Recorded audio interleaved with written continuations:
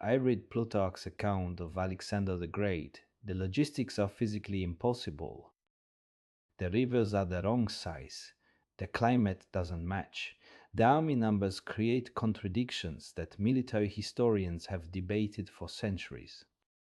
So I checked every number. Here's what I found. Plutarch is one of the most cited sources in Alexander scholarship. Every university course on the ancient world references his life of Alexander.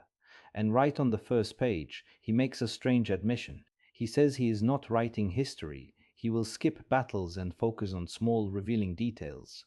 Mainstream historians have always found this puzzling.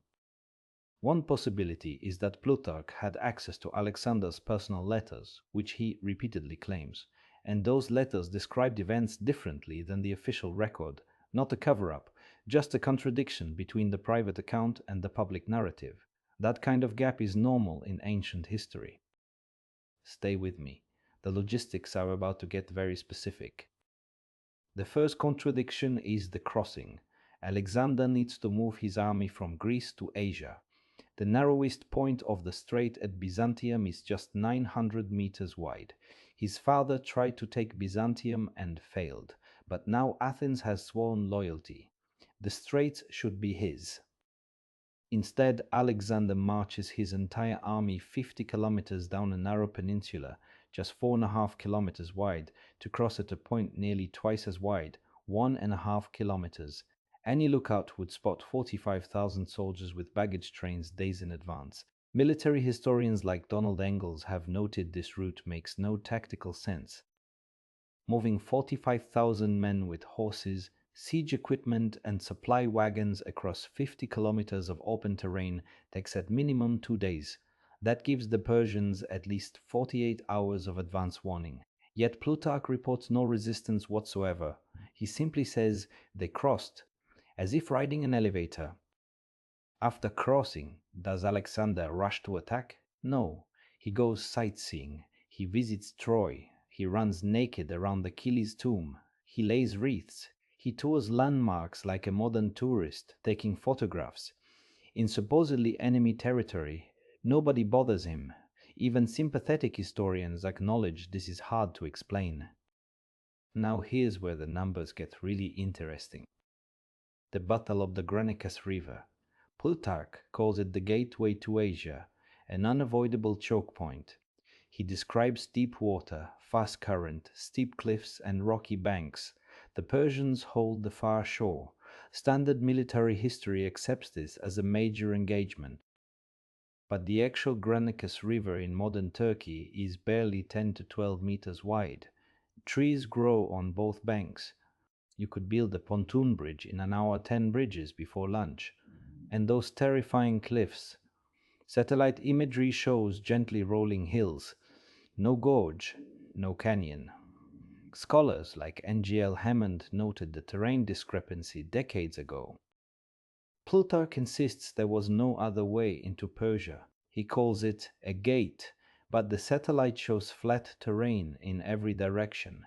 Alexander could have walked around the river from either side. He could have marched to the coast, which was closer and richer. The geography contradicts account, unless the battle happened at a different location. And the Persian defense force, 20,000 men, against Alexander's 45,000. The mightiest empire on earth sends a force half the size of the invader. No reinforcements, no naval blockade, no fortifications. Just 20,000 men standing across a stream you could throw a rock over. Let me be clear. I'm not making claims. I'm showing you Plutarch's own numbers. Alexander wins easily. Every coastal city surrenders without a fight. He captures Sardis, the Persian Empire's main coastal stronghold, peacefully, as if the land was already empty. Only one city fights back, Halicarnassus. Professional soldiers, powerful naval support, towering stone walls, and a deep defensive moat. It should have held for months, maybe years. The accepted military assessment is that this was one of the best defended cities in the ancient world. But the besieging army had to fit into a tiny space, about 1.5 kilometers long and 800 meters wide, between the city walls and the mountains. That's 45,000 soldiers, their horses, baggage trains, and siege engines crammed into roughly 1 square kilometer. At 20 square meters per soldier, with no room for anything else, the math doesn't work. The defenders filled their moat. The Macedonians supposedly walked up and filled it back in, under arrow fire, from archers on 40-foot walls. The effective range of a composite bow was over 300 meters. The moat was right below the wall, yet Plutarch says the archers didn't interfere. That detail alone has puzzled military historians. And this next part, I had to read it 3 times to believe Plutarch actually wrote it. The Macedonians breached the wall with battering rams.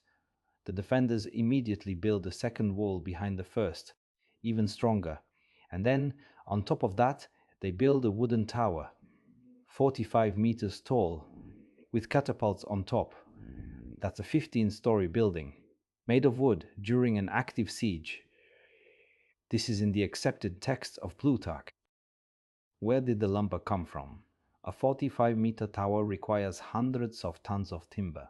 Modern Turkey in that region is arid scrubland. You'd need vast forests of construction-grade timber already cut, dried, and stockpiled. That doesn't exist there. This is a known problem in Alexander logistics studies. The siege is finally broken, not by tactics or siege engines, but by 2 drunk soldiers from Perdiccas' regiment, who stumble out of camp and charge the walls by themselves. Their comrades run after them, and that wins the battle. This is what Plutarch actually wrote. When the defenders finally make a serious counterattack, who saves the Macedonians? Veterans. Soldiers excused from combat duty because of their age. Pensioners with shields. Plutarch includes this detail without comment, but military scholars have noted the absurdity. Alexander doesn't even finish the siege. He leaves 3,500 men to deal with it and rushes onward. The tiny Acropolis of Halicarnassus holds out for another 4 years against that garrison. But Alexander is in a hurry. He moves through the territory as if he already knows it won't resist. I want to pause here. Everything I've cited so far comes directly from Plutarch's Life of Alexander and Arrian's Anabasis, the 2 primary sources that every university course on Alexander uses. These aren't obscure texts. They're the foundation of accepted Alexander scholarship. The contradictions are in the mainstream sources themselves. Now, the Battle of Issus. This is where the numbers really break down. Plutarch says Alexander's army is marching through a narrow mountain pass. Darius's army is on the plain ahead. Both should fight for the advantageous position. Instead, both abandon their advantage and march toward each other at night. And then they pass each other in a narrow gorge at night. 2 armies, one 45,000, the other 600,000 according to Plutarch, march right past each other without noticing. 645,000 people with horses, wagons, and torches in a canyon, and nobody sees anybody. Let's do the math on the battle itself. The plain between the mountains and the sea is 7 to 8 kilometers wide. To block it completely, Alexander needs his phalanx in a single line. At half a meter per soldier, that's 15,000 men in a row, leaving his formation only 2 men deep. Against the Persian line, 30 men deep, 2 against 30 across the entire front. Alexander's solution, according to Plutarch, he rides around the entire 600,000-man army on suddenly passable mountains and attacks from behind. Then he personally finds Darius among 500,000 soldiers, wounds him, and chases him on horseback. Darius escapes because in his youth he was a foot messenger. A postman outran a war horse. Think about that. A foot messenger outran a war horse. And Plutarch wrote that with a straight face. After the battle, Alexander doesn't chase the remaining 500,000 Persians. He goes south. He captures Damascus, where he finds all the Persian wealth, the wives, the children, everything. If the Persian treasury was in Damascus, what was Darius doing 600 kilometers away with his army? Standard scholarship has no satisfying answer. There is one interpretation that makes all of this coherent. Darius wasn't commanding an army, he was leading displaced civilians. 600,000 people fleeing a catastrophe trying to reach safety. That's why their families and possessions were elsewhere. That's why they couldn't fight. That's why Alexander was in such a hurry. He knew the territory was largely undefended.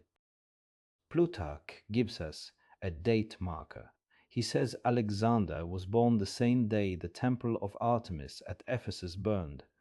And on that day, every prophet in Asia cried out that a great disaster had struck the continent.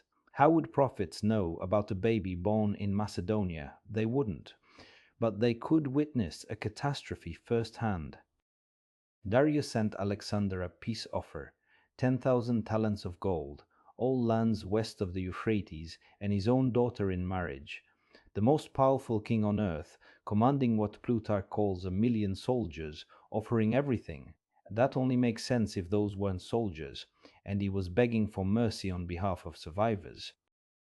Now let's talk about the one thing that's hardest to explain away, temperature. Buried in chapter 52, sandwiched between a discussion about Persian trousers and a digression about dysentery, Plutarch drops a detail. One Macedonian soldier tells another, "In Greece we slept naked. Here we need 3 animal skins just to survive the night." 3 animal skins. In Persia, modern Iran averages 25 to 35 degrees Celsius in summer and rarely drops below 5 in winter. Greece has similar temperatures. There is no significant climate difference between them. You do not need 3 animal skins in Persia. This is verifiable data from any meteorological database. Plutarch hides this detail between trivial gossip. He does this throughout the text. The important information is always buried under something boring, a mention of funny pants, an episode of food poisoning. The pattern is consistent. The critical data points are surrounded by noise. To be fair, mainstream Alexander scholars explain the cold references as exaggeration or as describing mountain passes in winter. That's a reasonable position. But Plutarch's detail is very specific. 3 animal skins every night. That's not a passing complaint, it's a survival protocol, and it appears in a region that doesn't require it. Here's another detail historians tend to skip over. In the same buried style, Plutarch mentions that Alexander fought Scythians, that he crossed the river Tanais, the ancient name for the Don, that the king of the Scythians gave Alexander his daughter in marriage and filled his army with Scythian warriors. All of this is stated openly, in throwaway sentences surrounded by noise. Standard scholarship treats the Scythian encounter as a minor skirmish and says Plutarch confused his rivers. But Plutarch specifically says Alexander wrote about it in a detailed personal letter. These aren't vague references, they're attributed to primary correspondence. Now Troy. The legendary city Alexander was desperate to visit. Troy controlled the strait between 2 seas, the gateway between continents. It had to sit directly on the waterway to tax and blockade ships. But the Troy that Schliemann found sits 5 kilometers inland. Archaeologists have debated for over a century whether it's really Homer's Troy. What comes next is speculative, but the geography is real, and you can check it on a map. A real Troy needs 3 things: position on a strait to control shipping, access to the sea for warships, and a river connection to reach the interior for trade. One location satisfies all 3, where the Don River meets the Sea of Azov. The city of Taganrog, whose ancient fortress is still called Troitskaya, the Trinity Fortress. That could be coincidence, but the geography fits. If Troy was on the Sea of Azov, the Hellespont, the strait Alexander crossed, wasn't the Dardanelles, it was the Kerch Strait. And from the Crimean side, your army's approach is hidden. No watchtowers can see you coming. Suddenly, the unopposed crossing makes tactical sense. Once through the Kerch Strait, heading south, you hit the Caucasus Mountains. The coast is pressed between peaks and sea. Narrow mountain rivers cut through gorges with sheer rock walls. fast water, steep banks, cliffs on both sides. There is literally one road, and a single river crossing can block it completely. Now, Plutarch's description of the Granicus makes perfect sense. Now, here's the part of Plutarch that made me put the book down and stare at the ceiling. The Indian campaign. Alexander's army reaches a river. The foot soldiers wade across. The water reaches their chests, about 1 meter 60, normal, but both Plutarch and Arrian say that the horses had only their heads above water. A horse's head sits at about 2 meters. If the water was chest deep on a man and head deep on a horse, then either the horses were abnormally small or the men were abnormally tall. Plutarch uses the Greek cubit as his unit. The standard cubit is 46 centimeters, but if you recalculate based on the river proportions, the implied cubit is 60 centimeters. That changes every measurement in the text. King Porus of India is described as sitting on his war elephant, the way a normal man sits on a horse. An Indian elephant stands 3 meters at the shoulder.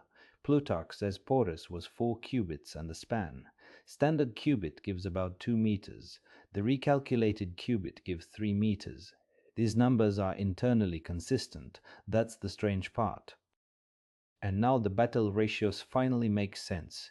If the Macedonians were significantly larger than the Persians, each heavily armored, then 40,000 against 600,000 displaced civilians isn't a battle, it's a mismatch.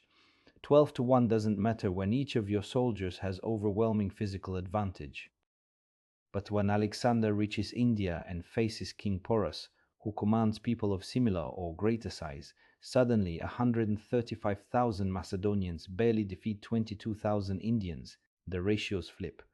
6 to 1 advantage and they almost lose, because for the first time the physical advantage disappeared.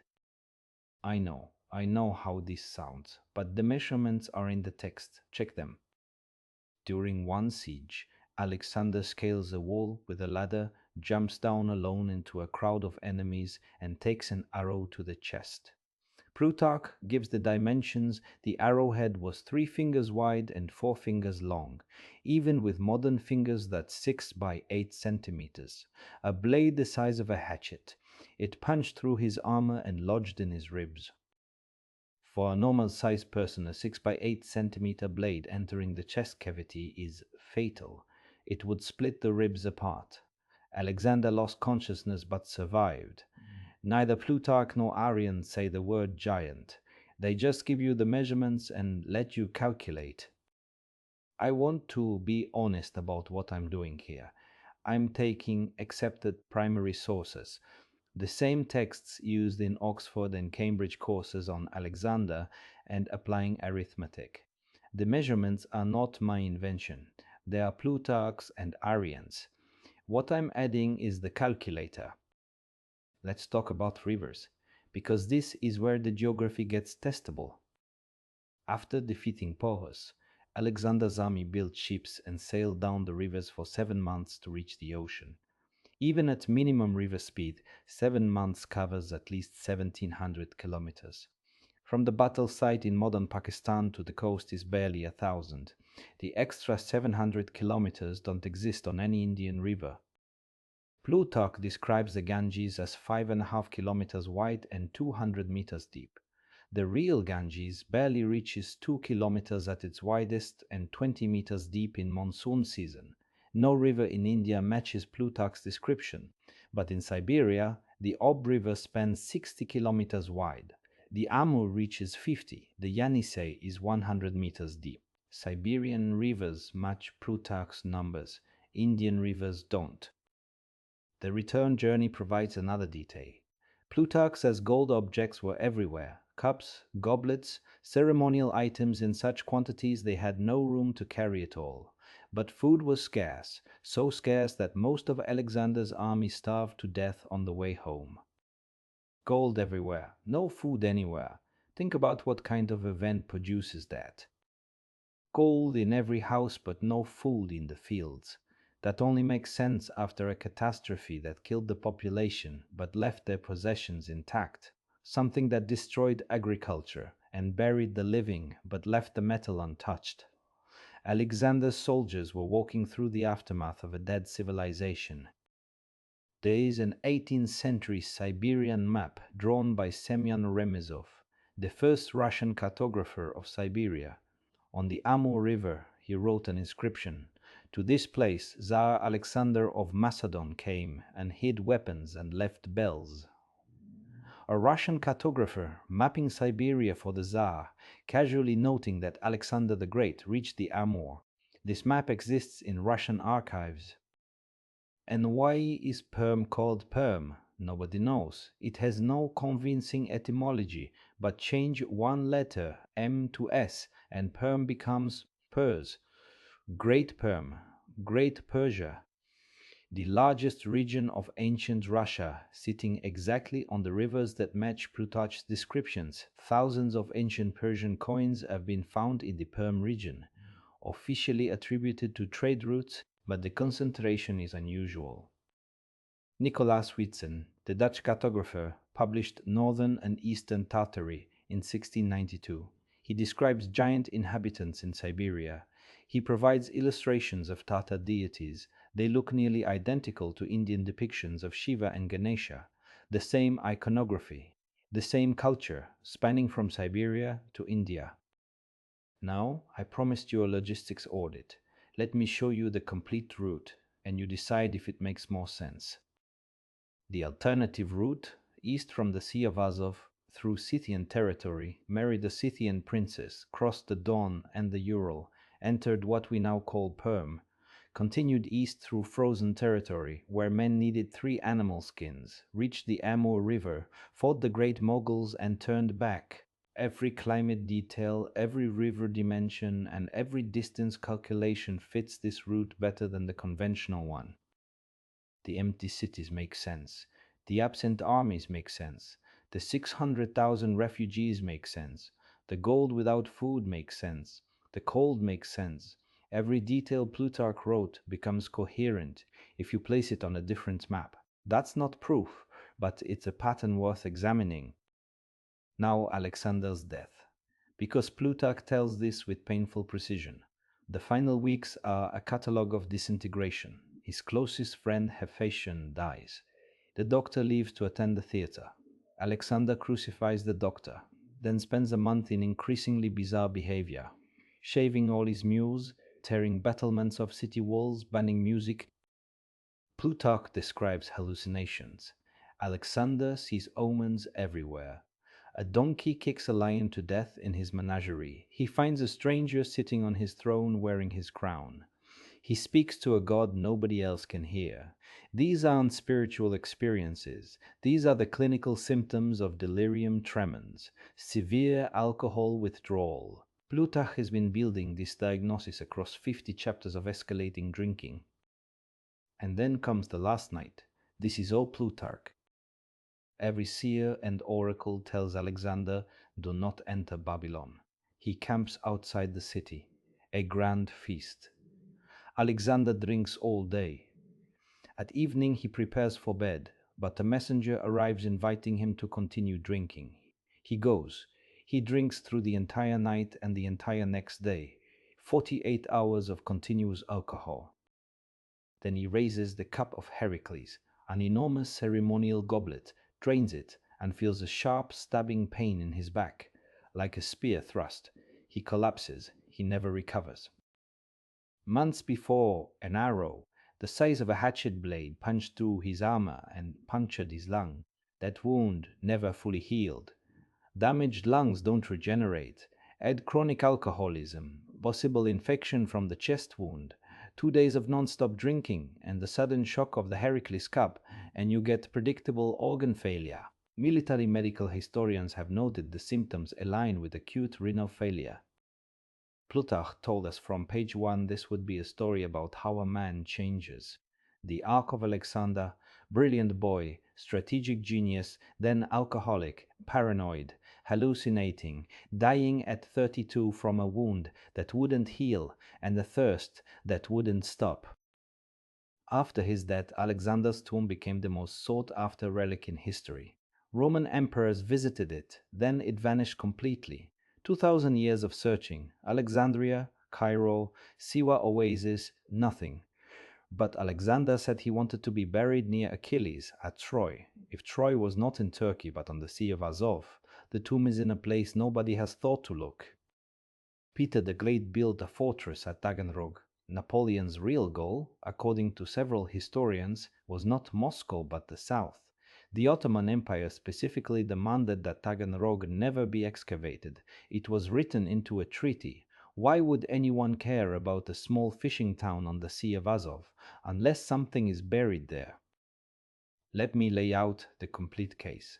The logistics of Alexander's campaign create contradictions at every claimed location.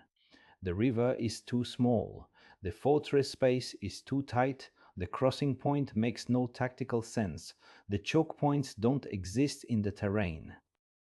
The climate is wrong, soldiers freezing in a warm region. The geography contradicts the text.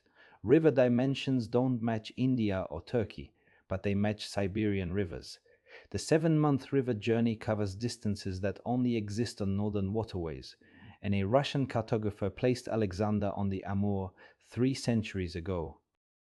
600,000 people who can't fight, cities that surrender without resistance, gold everywhere but no food, a king offering everything for peace, and measurements, cubits, arrow dimensions, river depths that are internally consistent across multiple ancient authors but only make sense at a different scale. I want to acknowledge what mainstream Alexander scholarship would say about all this. That ancient authors routinely exaggerated numbers, that climate references are literary devices, and that measurement systems varied. Those are legitimate objections. What I'm pointing out is that the exaggerations aren't random. They're mathematically consistent across different texts by different authors. The Scythian marriage, the Don crossing, the freezing temperatures, the wooden fortresses, the timber problem, the Remezov map, the Perm connection, the river dimensions, a dozen independent data points all indicating the same direction. That's not random noise, that's a pattern. I'm not asking you to believe any particular conclusion, I'm asking you to check the numbers. Every figure I cited is from Plutarch or Arrian, both available in translation online. Every satellite image is on Google Earth. Every temperature record is public. Every river measurement is verifiable. Do the math yourself. The official historians say we shouldn't trust Plutarch when his numbers are too large, but they trust him when his numbers are small. They accept his details about Alexander's personality, but dismiss his measurements of rivers and armies. That's selective reading. Either Plutarch is a credible source, or he isn't. If his numbers are consistently wrong for one geography but consistently right for another, that's worth investigating. The standard account of Alexander's campaign contains logistical contradictions that have never been fully resolved. The river sizes, the army ratios, the climate descriptions, and the distances don't match the claimed geography. They may match a different geography entirely. That's not a conclusion, it's an observation that deserves serious examination. One more thing, the Perseid meteor shower peaks every August. It's been happening since before recorded history. We named it after Perseus, the mythological hero linked to Persia. Alexander was born in August. The temple of Artemis burned in August. The prophet screamed about catastrophe in August. Every year, ancient debris burns through our atmosphere. We watch it and never ask what left it there. This was a logistics audit of the most celebrated military campaign in Western history. The numbers create contradictions for the accepted geography, they create coherence for an alternative one, that's all I'm saying. The rest is up to you. Read Plutarch. Not the summary, not the textbook, the original translation. Count the cubits, measure the rivers, check the temperatures, and when the numbers don't add up, ask yourself where they do. The numbers don't add up. They never did.